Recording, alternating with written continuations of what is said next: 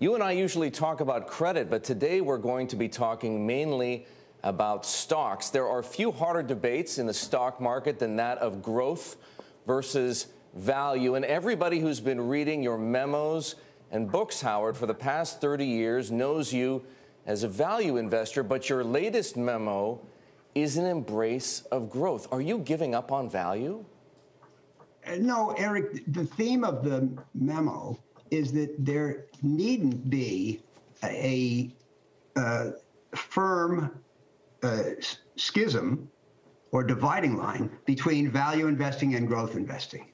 As you know, my son and his family have lived with us for a lot of the last year due to the pandemic, and he's a very thoughtful investor. We've had a lot of discussions on lots of subjects, including this one, and he laid out criteria for value investing based on the understanding of securities as stakes in actual businesses, focus on their true worth as opposed to their price, the use of fundamentals to calculate intrinsic value, the recognition that attractive investments come when price diverges from value, and the emotional discipline to act when such an opportunity is presented and not otherwise. And it seems to me that, number one, there's no reason that you can't do so-called investing in growth companies on that basis. And number two, there's nothing in there about low PE ratios or anything like that. So it should be, the point is the investor's mentality should be eclectic, and you shouldn't decline to invest in companies just because they're fast growing and carry high PE ratios. Well, part of the problem that investors confront is price. I went back, Howard, and reread the section on bubbles and crashes in your book, Mastering the Market Cycle. And I should remind everybody who hasn't read it, it's a warning, right? It serves as a warning to investors not to be seduced by the idea that price doesn't matter. And here's my question. What if we are in a bubble and prices of even the greatest growth companies, we can talk about them, Amazon, Tesla, Microsoft, are excessive?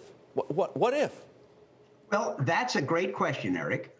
But the Andrew's point, which makes a lot of sense to me, is that you have to really know a company well before you know it's overvalued.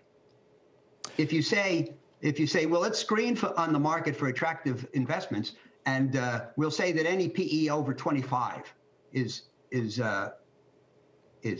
discarded. Well, there are companies that are worth PEs over 25, and true. True. We can both agree, and I think we would agree, Howard, that using a value investor's approach to, say, Tesla, for example, or Amazon wouldn't have worked, at least up until now. But I'm going to posit the following, to be the devil's advocate here. One, it's not possible in a bubble to tell what is and isn't appropriately priced, that it's not possible in a bubble to distinguish between carefully considered growth investing and irresponsible risk-taking, and that it's not possible in a bubble to know which great companies will survive and which ones won't. Eric, I would have only respond that the things you say are not possible. I would say it's not easy. Fair. And it's not something everybody can do, but I don't think it's something nobody can do. There are people who have great records, and those records include investing in so-called growth companies.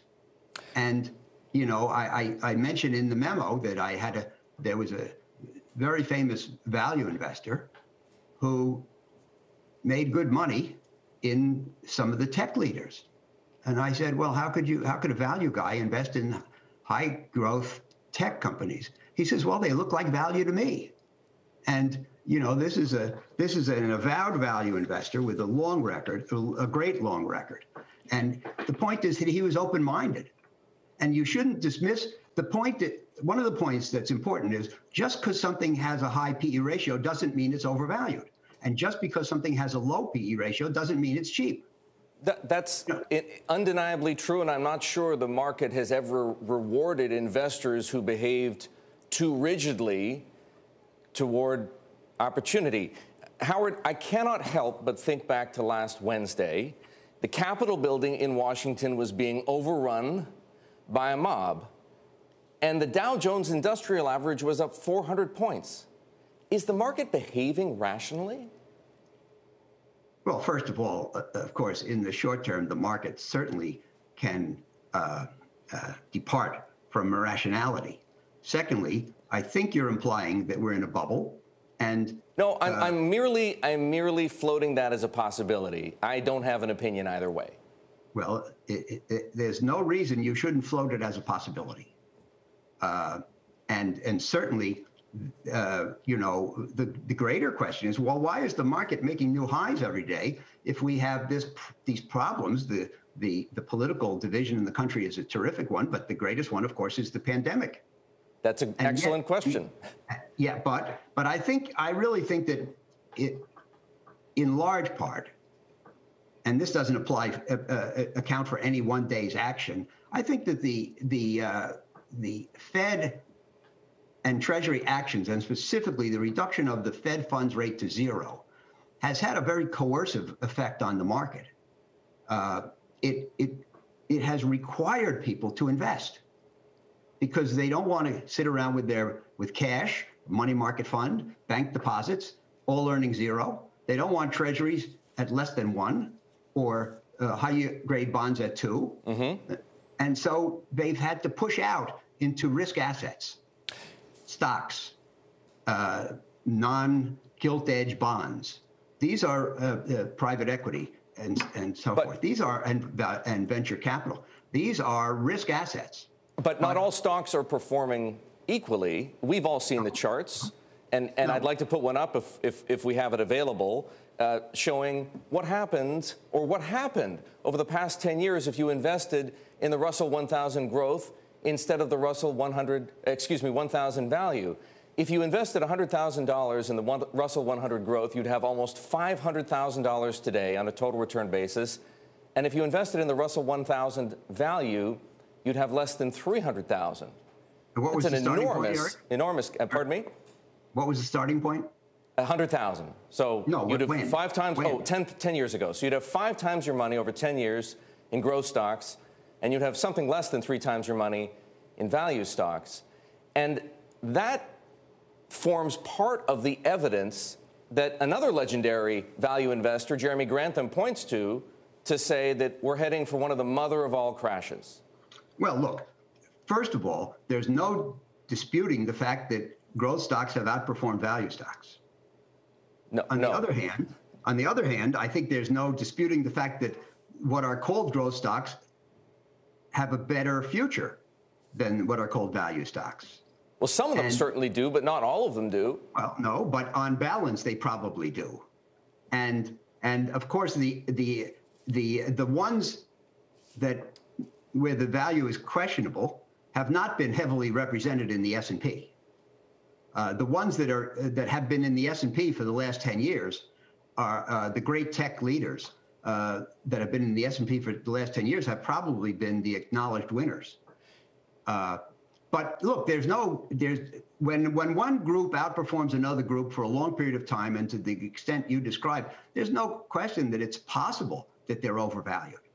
Howard, the argument in the memo is that doesn't prove it's overvalued, because these are companies that have gotten better and better, that improve as they get larger and get stronger as they get larger, not bureaucratic and slow moving, but larger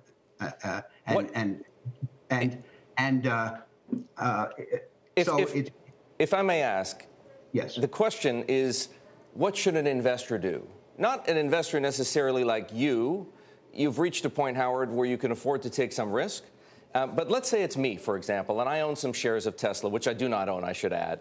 We can both agree that Tesla is a great company revolutionizing automobiles and energy storage, but it has gained almost 700% in the space of a year.